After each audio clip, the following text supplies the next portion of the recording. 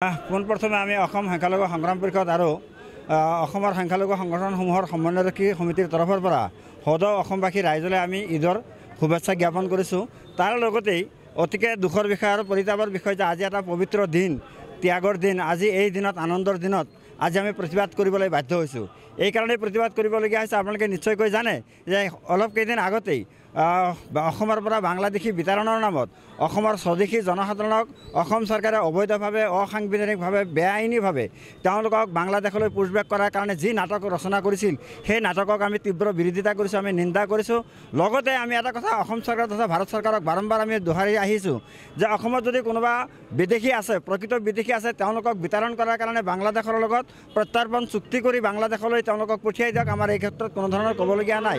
1971 চনৰ 25 মাৰ্চৰ পিছত যিসকল মানুহ হিন্দুৱে হওক বা মুছলমানেই হওক অসম তথা ভাৰতবৰ্ষত প্ৰৱেশ কৰিছে, সেইসকলক বিতৰণ কৰাৰ ক্ষেত্ৰত আমাৰ কোনো ধৰণৰ বাধা নাই বা আমাৰ কোনো ধৰণৰ বিৰোধ নাই। কিন্তু আমি দেখিবলৈ পাইছোঁ যে বাংলাদেশী বিতৰণৰ নামত যিসকল মানুহৰ NRCত নাম আছে, 1966 চনৰ ভোটাৰ তালিকাত নাম আছে, 51 চনৰ ভোটাৰ তালিকাত নাম আছে, তেওঁলোকৰ ভোটাৰ আই কাৰ্ড আছে, তেওঁলোকৰ সকলো বৈধ নথি পত্ৰ থকাৰ পিছতো সেইসকল মানুহক বাংলাদেশী বুলি যি ধৰণৰ নিৰ্যাতন অসম চৰকাৰে আৰম্ভ কৰিছে, আমি ইয়াৰ তীব্ৰ প্ৰতিবাদ কৰি আজি আমি ঈদৰ দিনাখনেই আমি এই প্ৰতিবাদ সাব্যস্ত কৰিছোঁ কলা বেজ পৰিধান কৰি।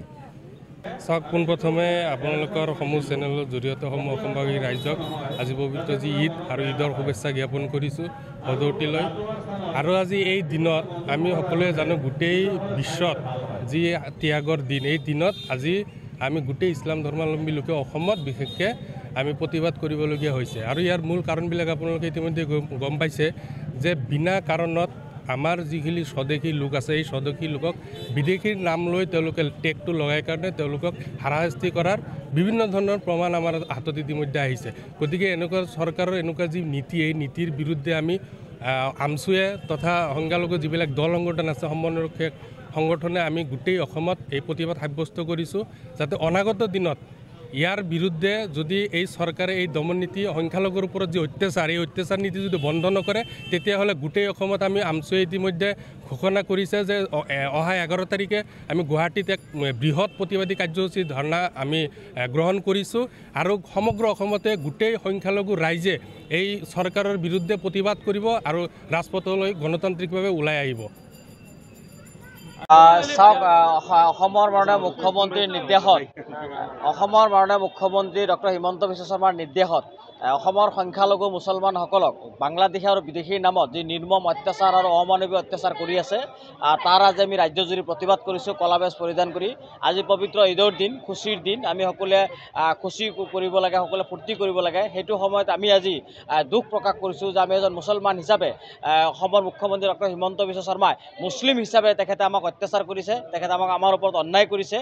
এজন মুছলমান হিচাপে আমি ইয়াৰ প্ৰতিবাদ কৰিব লাগে। আমি ৰাজ্যবাসীক আমি আহ্বান জনাইছিলোঁ আৰু ৰাজ্যবাসীয়ে স্বতঃস্ফূৰ্তভাৱে মুখ্যমন্ত্ৰী হিমন্ত বিশ্ব শৰ্মাৰ যি হিটলাৰী শাসন, যি স্বৈৰাচাৰী শাসন, যি একনায়কত্ববাদ শাসন, তাৰ সকলোৱে প্ৰতিবাদ কৰিছে। আমি আজি আপোনালোকৰ ইয়াত উপস্থিত হৈ প্ৰতিবাদ সাব্যস্ত কৰিছোঁ। আৰু মুখ্যমন্ত্ৰী ডাঙৰীয়াক এটা কথা স্পষ্টভাৱে সকীয়াই দিব বিচাৰিছোঁ, অসমৰ এজনো প্ৰকৃত ভাৰতীয় নাগৰিকক যদি আপুনি অত্যাচাৰ কৰে, তাত প্ৰতিবাদ কৰা হ'ব, নিশ্চিতভাৱে প্ৰতিবাদ কৰা হ'ব। আৰু এজনো ভাৰতীয় নাগৰিকক যি প্ৰতিবাদ কৰি আছে তাৰ যোগ্য প্ৰত্যুত্তৰ অনাগত দিনসমূহত দিয়া হ'ব। আমি অহা 11 তাৰিখে ৰাজ্যজুৰি বিভিন্ন দল সংগঠন একত্ৰিত হৈ গুৱাহাটীৰ মাজমজিয়াত আমি প্ৰতিবাদ সাব্যস্ত কৰিম। হাজাৰ হাজাৰ মানুহ ৰাজপথলৈ ওলাই আহিব, হাজাৰ হাজাৰ মানুহ গুৱাহাটীলৈ চলো যাত্ৰা আমি আৰম্ভ কৰিছোঁ আৰু উক্ত যাত্ৰা আমি নিশ্চিতভাৱে সফল কৰিম। আৰু ইতিমধ্যে আপোনালোকৰ যদি আৰু এটা কথা স্পষ্ট কৰি দিছোঁ, যিকেইজন মানুহক বাংলাদেশ আৰু বিদেশীৰ নামত ইতিমধ্যে পোষ্টবেক কৰিছিলে, বাংলাদেশ বৰ্ডাৰত থৈ আহিছিলে, তেওঁলোকক কিন্তু চৰকাৰে ঘূৰাই আনিবলৈ বাধ্য হ'ল। কাৰণটো এটাই যে তেওঁলোকে ইলিগেল প্ৰচিডিউৰ এপ্লাই কৰিছিলে, ল ভায়োলেশ্যন কৰিছে। ভাৰত চৰকাৰে সংবিধানৰ বহিৰ্ভূত কাম অসমৰ মাননীয় মুখ্যমন্ত্ৰী ডক্টৰ হিমন্ত বিশ্ব শৰ্মা কৰিছে। আৰু তাৰ কাৰণে আজি পোষ্টবেক কৰাৰ পিছত আকৌ তেওঁলোকক পুনৰ অসমত আনিবলগীয়া তেওঁলোকৰ পৰিস্থিতিৰ সৃষ্টি হ'ল। গতিকে আমি এই গোটেই বিষয়টো লৈ ইতিমধ্যে উচ্চতম ন্যায়ালয়ত যোৱাৰ চিন্তা চৰ্চা কৰিছোঁ, হাইকোৰ্টতো যোৱাৰ চিন্তা চৰ্চা কৰিছোঁ। একেলগে আমি ৰাজপথতো আন্দোলন কৰিম, একেলগে সৰ্বদিশত জনগণৰ লগত আমি ৰাজপথৰ আন্দোলন কৰিম। গতিকে আপোনালোকৰ যদি পুনৰবাৰ ডক্টৰ হিমন্ত বিশ্ব শৰ্মাক সকীয়াই দিব বিচাৰিছোঁ, এই ধৰণৰ অত্যাচাৰ, এই ধৰণৰ অন্যায় বন্ধ কৰক, নহ'লে প্ৰতিবাদ অনাগত দিনত চলি থাকিব।